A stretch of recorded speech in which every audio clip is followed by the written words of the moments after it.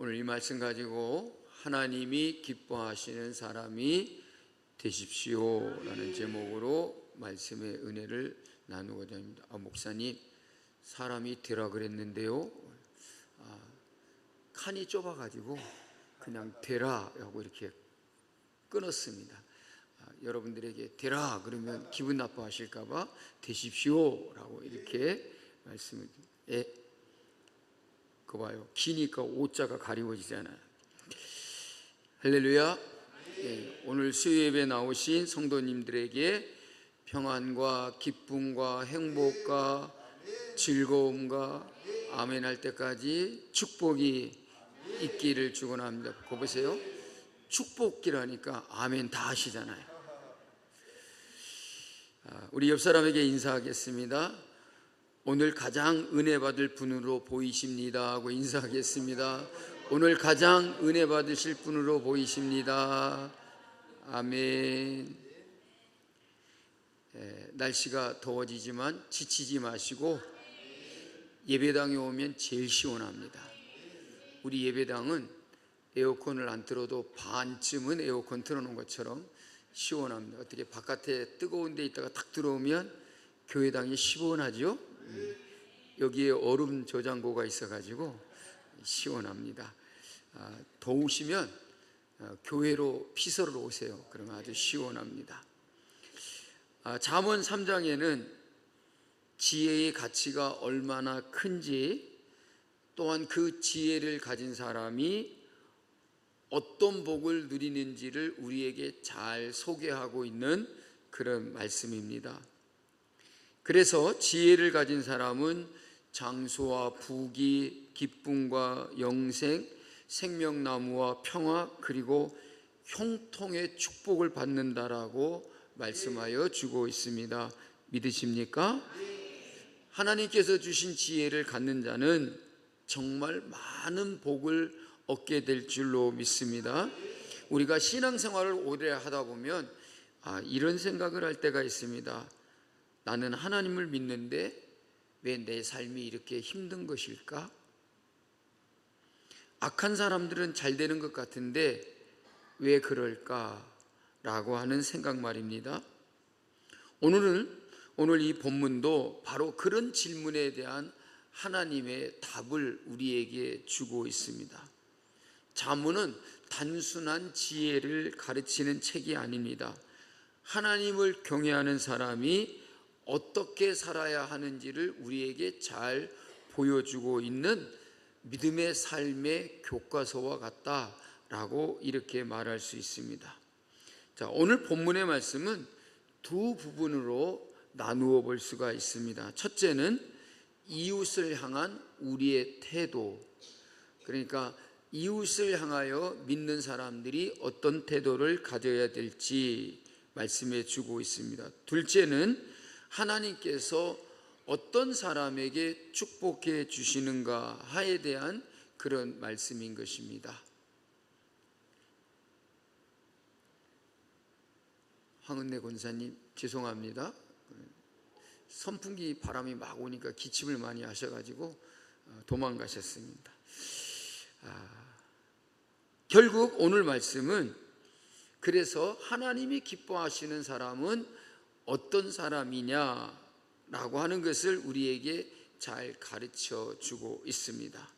그러니까 이웃을 향한 우리의 태도는 어떠해야 되는지, 또한 하나님이 어떤 사람을 축복해 주시는지에 대한 말씀인데, 그러면 하나님이 기뻐하시는 사람은 어떤 사람인가 라고 우리에게 말씀해 줍니다. 첫째로, 선을 행할 기회가 있을 때에 미루지 말라라고 하는 것입니다.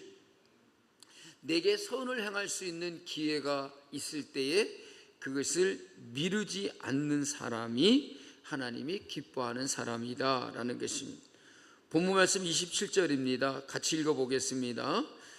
내 손이 선을 베풀 힘이 있거든 마땅히 받을 자에게 베풀기를 아끼지 말며. 아멘. 여기에 중요한 단어가 있습니다. 그게 뭐냐면 힘이 있거든 그랬습니다. 이 말은 다시 말해서 하나님이 우리에게 없는 것을 요구하거나 하지 못할 일을 하라라고 그렇게 말씀하지는 않는다는 것입니다. 그런데 할 수 있는데 하지 않는 것에 대해서는 하나님이 책망하신다는 거예요. 누군가 도움이 필요합니다. 위로의 말 한마디가 필요합니다. 누군가의 기도가 필요합니다. 작은 물질의 도움이 필요합니다. 그러면 누가 해야 되겠습니까? 나는 아니죠. 나는 아니고 힘이 있는 사람 해야 돼. 나는 아니고 윤종수 집사님이 해야 돼. 맞는 것 같습니까?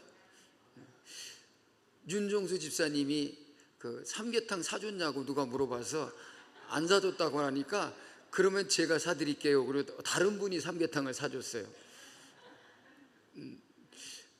윤종수 집사님, 삼계탕을 사줄 힘이 있거든 미루지 마시기 바랍니다.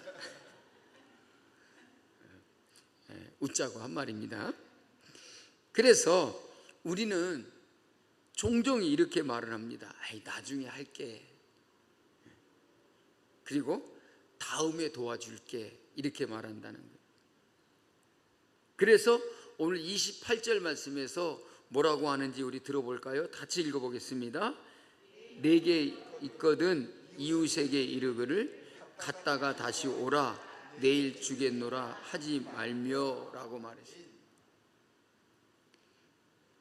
줄 수 있는데 도와달라는 사람에게 뭐라고 말하냐면 갔다가 내일 와, 내일 줄게, 그러지 말라는 것입니다. 여러분, 선행에도 유효기간이 있습니다. 오늘 필요한 도움이 어쩌면 내일은 늦을 수가 있는 것입니다. 오늘 필요한 위로가 오늘 하지 않으면, 오늘 해주지 않으면 내일은 아무 의미가 있을 수 있다. 여러분, 선한 사마리아인은 지나다 가다가 강도를 맞는 사람을 즉시 도와주었다는 것이죠. 만약 그가 그 강도 맞는 사람을 만났는데 내가 갔다가 내일 올게요 이러고 말하고 갔다고 생각해 보십시오. 내일 와보면 그 자리에서 죽어 있을 수도 있어요. 내가 오늘 도와주면 그의 생명을 살릴 수 있는데 내일 오겠다라고 하면 그 생명을 잃을 수도 있다는 것이죠. 사랑하는 성도 여러분, 하나님은 우리에게 거창한 것을 요구하고 있는 것이 아닙니다. 오늘 할 수 있는 작은 선을 행하라고 이렇게 말씀하고 있습니다. 그래서 어떤 사람에게는 전화 한 통, 격려의 한마디, 위로의 메시지 하나, 또 작은 기도, 작은 섬김, 그것이 하나님이 기뻐하시는 것일 수 있다라는 것이죠. 그러니까 아무리 작은 것이라도 그것을 우리는 미루려고 생각하지 말아야 된다는 것이죠. 작은 것이라 할지라도 하나님이 정말로 그것을 기뻐하시는 삶이라는 것을 여러분 잊지 않기를 간절히 축복합니다. 두 번째는 이웃을 해치지 말라라는 것입니다. 29절을 같이 읽어보겠습니다. 내 이웃이 내 곁에서 평안히 살거든 그를 해하려고 꾀하지 말라. 여러분, 이 말씀은 적극적인 악행만이 아니라 악한 마음도 경계하고 있다라는 것입니다. 잠언서에 보면 그런 말이 있어요. 뭐라 그러냐면 내 이웃이 미끄러지거든 고소하다, 쌤통이다 이러지 말라는 거예요. 왜냐하면 너도 당할까 하노라. 그잖아요. 우리 김은태 권사님 벌써 딱 이렇게 하잖아요.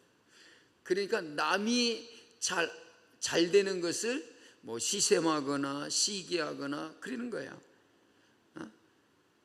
사람이 내 곁에 있는 사람이 평안히 살거든 막 속상해하고 그러지 말라는 거죠. 또 그를 해하려고 꾀하지 말라라고 하는 것입니다.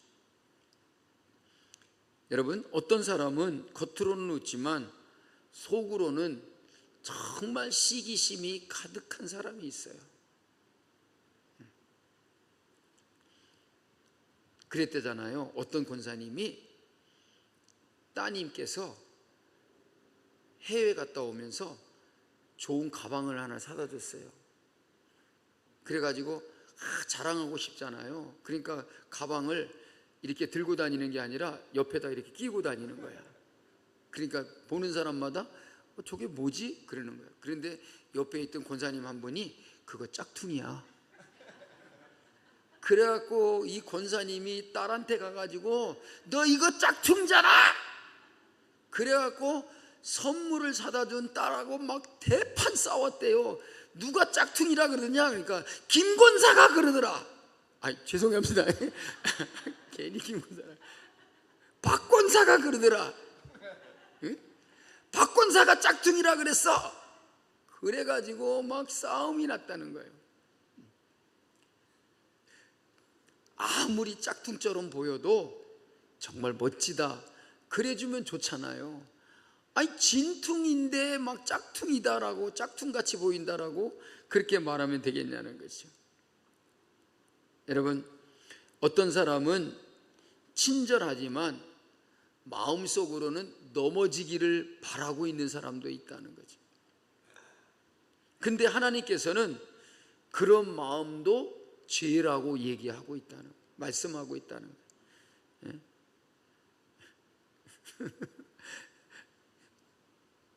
우리 조종장 권사님께서 장영기 집사님에게 잘 들으라고 30절 말씀에 보니까 뭐라고 말씀하십니까? 같이 읽어보겠습니다. 사람이 내게 악을 행하지 아니하였거든 까닭 없이 더불어 다투지 말며 라고 말합니다. 여러분, 많은 갈등은 실제 문제보다 내 그 얄팍한 자존심 때문에 생기는 경우가 많다는 거예요. 오해 때문에 생기기도 하고요, 감정 때문에 생기기도 하는 것입니다. 그래서 우리 예수님께서는 뭐라고 말씀하시냐면 화평케 하는 자가 복이 있나니. 아멘. 화평케 하는 사람은요, 어떻게 하나님이 불러주신다 그러냐면 하나님의 아들이라고 일컬음을 받게 해주신다.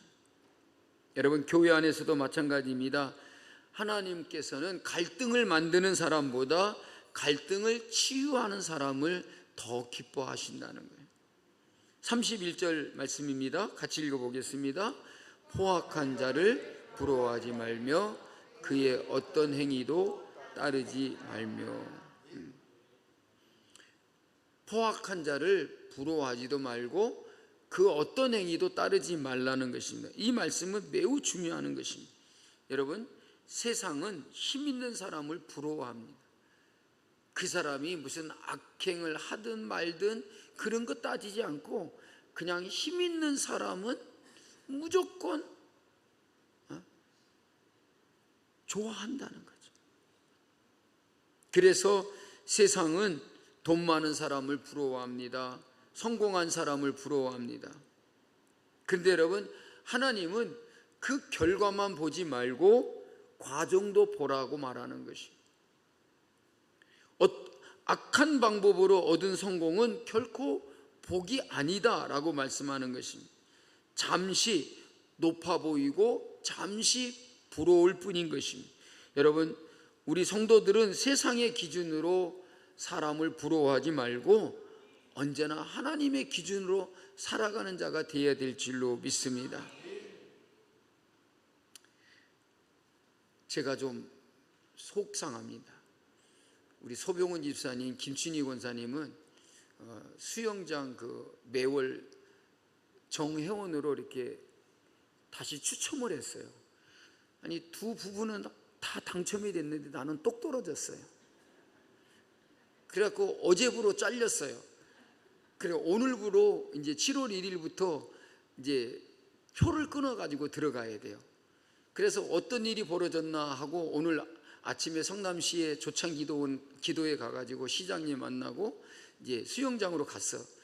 그런데 저분이 딴 때는, 우리 소병원 집사님 딴 때는 잘 안 보이는 데다 차를 세워놨던데 오늘은 딱 들어가니까 차가 딱 보이는 데 있어요. 그냥 얼마나 속이 상하든지. 아니 딴 때는 주차장에 차를 세워도 소병원 집사님의 차가 안 보이던데 오늘은 그렇게 그냥 눈에 딱 띄게 보이는 거예요. 그래서 속이 많이 상했어요. 그래가지고 어떻게 수영하나 보자 하고 그 표 끊는 데 가갖고 이렇게 봤어요. 봤더니 뭐라 그랬냐면 한 10대뿐이 앉아 계시는 거야.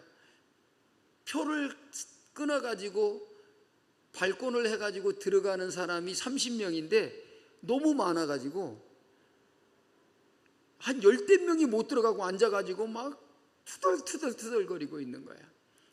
그래가지고 거기 갔더니 또 오늘따라 다른 때는 이렇게 막 추리닝 걸치고 가고 막 운동복 걸치고 갔더니 그냥 대충 이렇게 보더니 오늘은 양복을 딱 입고 갔더니 다른 분들이 다 공손하게 전하면서 목사님 오셨습니까? 그래서 이완을 받았어요. 그러니까 참 사람이라는 게 간사하지 않습니까? 제가 무슨 소병원 집사님을 시기할 일이 뭐가 있습니까? 뭐 미워할 일이 어디 있습니까? 아니 저분은 수영장에 회원으로 딱 당첨이 되고 나는 떨어지니까 차 세워 있는 것도 밉더라고요. 그냥 농담입니다. 사람의 마음이라는 게 이렇게 간사해요.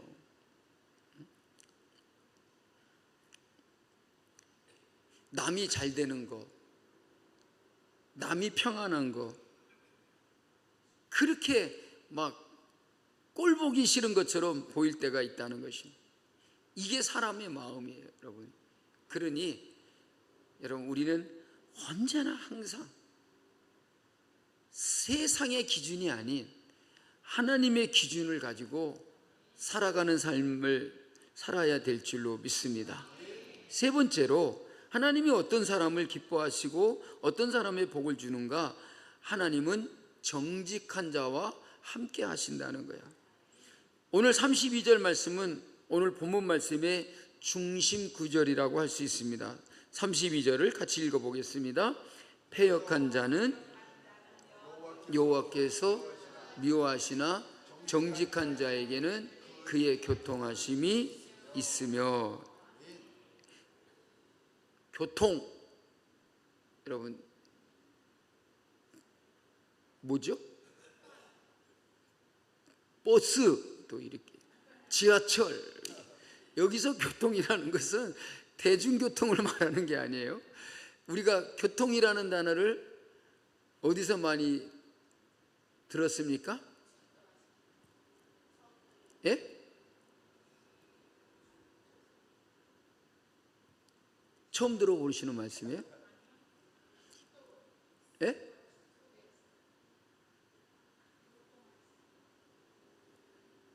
그냥 아시죠? 예. 이 교통하심이라는 말은 어떤 뜻이냐면 친밀한 교제다라는 거예요. 친밀한 교제. 그러니까 하나님은 어떤 사람과 친밀하기를 원하시느냐면 정직한 사람. 정직한 자에게는 하나님의 교통하심이 있다. 그러니까 그를 가까이 하고 늘 사귐을 가지고 친밀한 교제를 갖는다는 것이죠.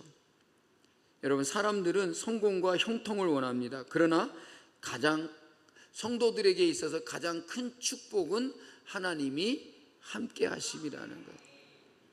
오늘 월상 예배 때 여러분, 형통의 축복은 뭐냐면 하나님이 나와 함께 하심이라는 거예요. 형통의 출발은 어디에서 시작되는 거냐면 하나님이 나와 함께 계심에서 출발된다는 거예요.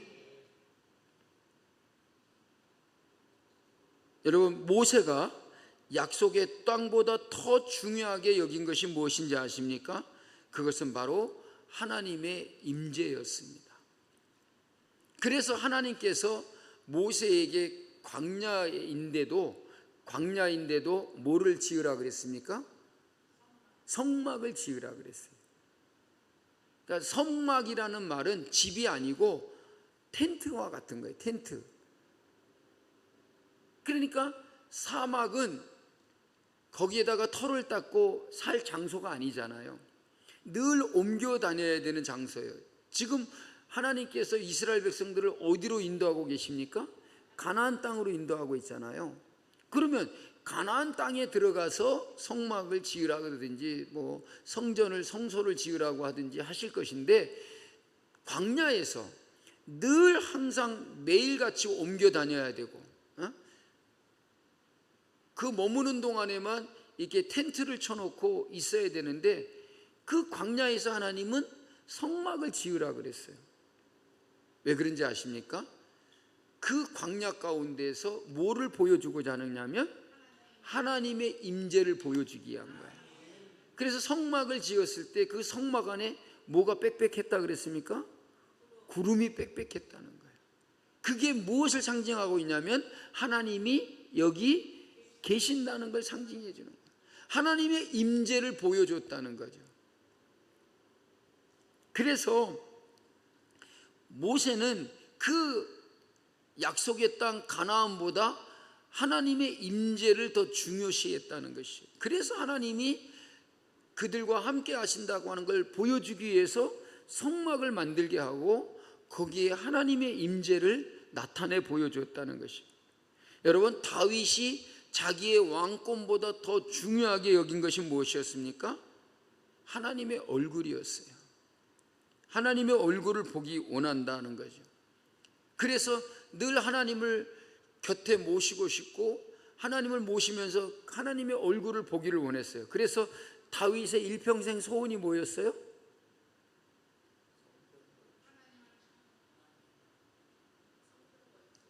성전 건축. 그래서 하나님이 그냥 뭐 성전을 지으라고 한 것도 아니고 하나님께 성전을 짓겠다고 물어본 것도 아닌데, 다윗은 자기가 그렇게 성전을 짓고 싶어 갖고 성전을 지을 모든 재료들을 다 준비했다는 거예요. 그것은 곧 성전에 누가 계시는 거예요? 하나님이 계시는 거예요. 그래서 하나님의 임재를 보고 하나님의 얼굴을 보기를 원했어요. 근데 하나님이 성전을 짓지 못하게 했잖아요.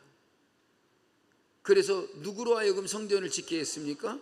솔로몬을 통해서 성전을 짓게 했어요. 여러분, 오늘 우리는 늘 하나님의 임재를 사모하고 하나님과 동행하는 것을 늘 간절히 원해야 될 줄로 믿습니다. 오늘 교회 오실 때 누구하고 같이 오셨어요? 하나님과 함께 오셨어요. 아멘. 김만영 집사님 오늘 수요예배 나오시면서 누가 생각났어요? 김유백 안수 집사님이라 그러세요. 늘 항상 수요예배 같이 나오시는 분은 오늘 정말 지난 주일날 하나님 부르셔서 같이 오시지 못했을 거예요. 여러분, 사람은 우리의 곁에 있지 않을 때도 있고 우리의 곁을 떠날 때가 있어요. 그러나 하나님은 결코 우리를 떠나지 않는다고 말씀했어요. 여러분, 우리의 삶이 늘 하나님 앞에 서는 삶이 되어야 될 줄로 믿습니다. 그러려면 어떻게 해야 되냐면 정직한 자가 되라는 거예요. 거짓이 없는 자가 되라는 거예요. 그런 사람과 하나님은 동행하신다는 것을 여러분 꼭 기억하시기 바랍니다. 네 번째로, 하나님은 교만한 자를 낮추시고 겸손한 자를 높이신다고 합니다. 33절을 보겠습니다. 악인의 집에는 여호와의 저주가 있거니와 의인의 집에는 복이 있느니라. 여러분, 집은 우리의 삶의 터전입니다. 하나님은 단순히 개인만 축복하는 것이 아니라 우리 가정도 축복하십니다. 우리의 사업장도 축복하십니다. 우리의 일터에도 축복하십니다. 우리 가족에게도 축복하십니다. 자녀들에게도 축복하십니다.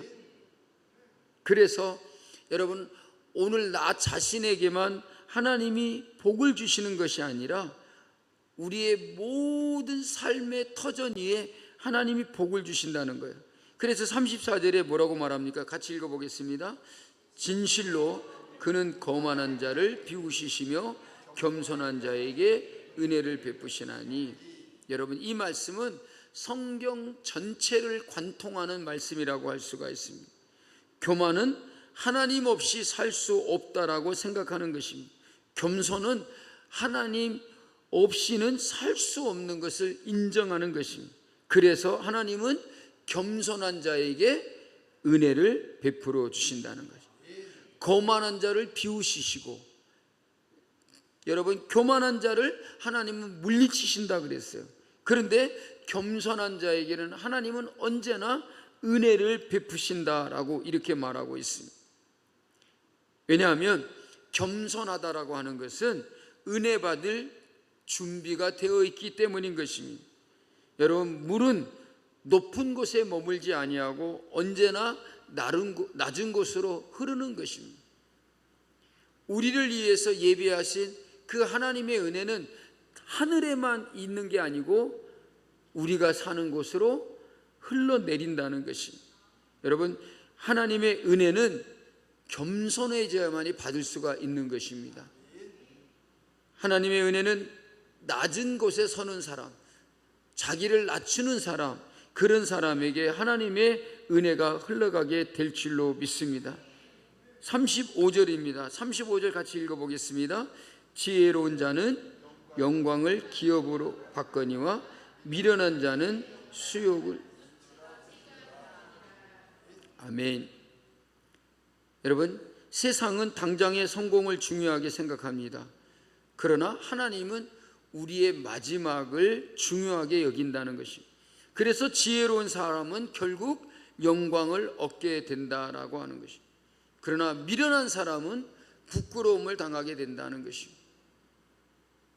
여러분, 악한 자에게는 하나님의 심판이 반드시 이루어지게 된다는 것입니다. 그러므로 여러분, 지금의 당장의 현실만 보지 말고 하나님은 언제나 우리의 마지막, 우리의 결과를 중요하게 여기신다는 것이. 그러므로 우리 성도는 눈앞의 결과 때문에 낙심할 필요가 없습니다. 넘어질지라도 하나님은 우리를 붙들어 주시고, 7번 넘어질지라도 의인은 다시 일어나려니와 라고 이렇게 말씀한다는 것입니다. 여러분, 지금 어렵고 힘들지라도 하나님 앞에서 늘 겸손한 마음을 가지고 살아가시기를 바랍니다. 하나님이 반드시 우리를 높여주시고 우리를 일으켜 주실 것이라는 것입니다. 사랑하는 성도 여러분, 오늘 본문은 하나님이 기뻐하시는 사람의 모습을 우리에게 잘 보여주고 있습니다. 첫째로, 선을 행할 기회가 있을 때에 미루지 않는 사람인 것입니다. 두 번째로, 이웃을 해치지 않고 화평을 이루는 사람입니다. 셋째로, 정직하게 하나님 앞에서 살아가는 사람인 것입니다. 네 번째로, 교만을 버리고 겸손한 마음을 가지고 하나님을 의지하는 사람인 것입니다. 우리 모두 다 이런 삶을 살아갈 수 있기를 바랍니다. 이런 사람을 하나님이 기뻐하신다라고 말씀하고 있는 것입니다. 하나님께서는 선한 사람, 정직한 사람, 겸손한 자를 찾고 계십니다. 바로 여러분들을 하나님이 그런 사람이 되기를 원하고 계신다는 말입니다. 여러분, 우리 성남중앙교회 모든 성도들이 하나님이 기뻐하시는 사람으로 삶을 살아갈 수 있기를 주님의 이름으로 축복합니다. 우리 모두 다 선을 행하는 사람이 됩시다. 화평을 이루는 사람이 됩시다. 정직한 마음을 가진 자가 됩시다. 겸손히 하나님을 의지하며 살아가십시다. 그럴 때에 하나님께서 우리의 가정과 교회와 우리의 삶 가운데 하나님의 은혜와 복을 넘치도록 부어주실 줄로 믿습니다. 이 모든 약속이 우리 모두의 삶에 이루어질 수 있기를 주님의 이름으로 축복합니다. 다 같이 찬양하겠습니다.